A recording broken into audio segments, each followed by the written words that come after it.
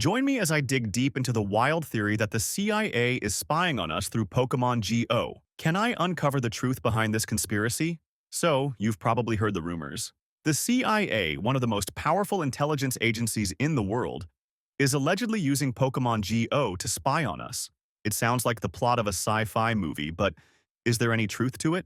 In this video, we're going to dive into the world of surveillance, privacy concerns, and gaming to find out if our favorite augmented reality app is really being used to keep tabs on us.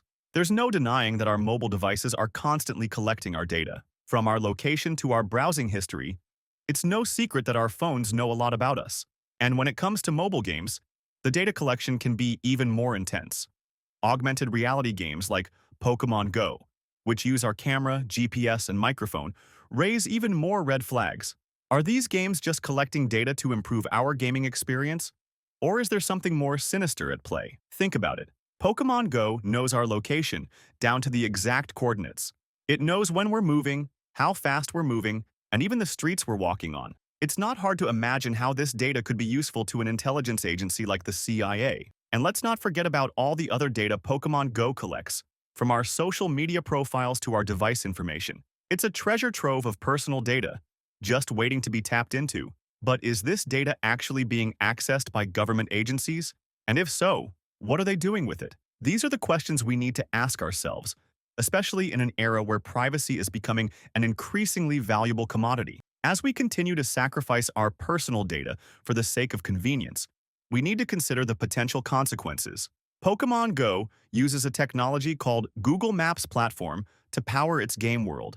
This platform uses a combination of GPS, Wi-Fi, and cellular data to pinpoint our location. It's an incredibly sophisticated system, one that allows Pokémon GO to create an immersive gaming experience like no other. But it's also a system that raises some serious privacy concerns. I mean, think about it. If Pokémon GO can access our location data, who else can? And what's to stop government agencies like the CIA from getting their hands on this data? As it turns out, Niantic, the company behind Pokémon GO, has a pretty extensive privacy policy in place. According to their policy, they only share user data with third-party companies that help them operate the game. But what about government agencies? Can they access our data too? The answer is a little murky. While Niantic claims they don't share user data with government agencies, there's nothing stopping these agencies from obtaining a warrant or subpoena to get their hands on our data. So, what do the experts have to say about all this? Well, it turns out that most cybersecurity experts agree that Pokémon GO is not explicitly designed to spy on us. However, they do caution that our personal data is becoming increasingly vulnerable to government surveillance. In other words, while Pokémon GO may not be a CIA spying tool, our personal data is still at risk of being collected and used by government agencies. In fact, one expert even went so far as to say that the real danger isn't Pokémon GO itself, but rather the way we're sacrificing our privacy for the sake of convenience.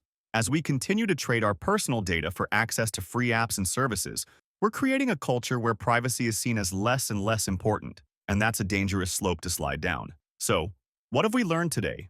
That the CIA is probably not spying on us through Pokémon GO, but we have also learned that our personal data is constantly at risk of being collected, used, and potentially abused by government agencies and other organizations. And that's a sobering thought. Thanks for joining me on this journey into the world of surveillance and gaming. If you have any thoughts on privacy and gaming, be sure to let me know in the comments below. And if you want to learn more about the darker side of technology, be sure to check out our next video on the topic.